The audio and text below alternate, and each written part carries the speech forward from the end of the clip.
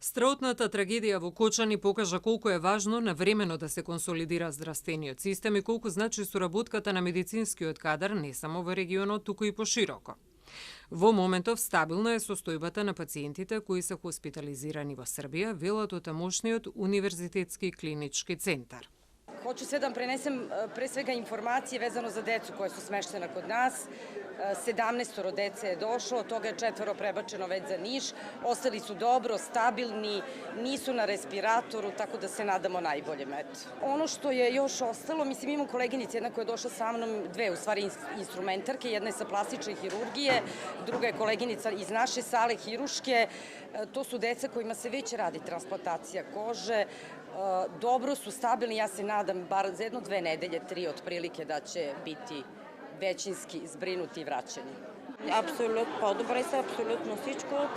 Ние имахме също делегация в четвъртък от ваша страна, в нашата болница и така, че нещата ще бъдат, всичко ще е добре. Според податоците на Министерството за здравство, во моментов 69 пациенти се на лекување во странство и нема промена во нивната состојба во споредба со претходните денови.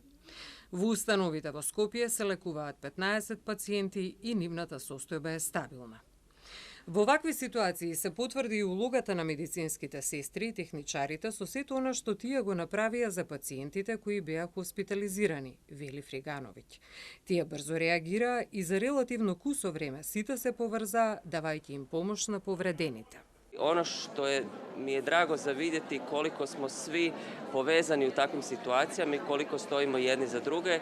Sad smo mi uz vas, a uvijek se može dogoditi kad ste vi uz nas, tako da važno je širiti dobro i biti jedni uz druge.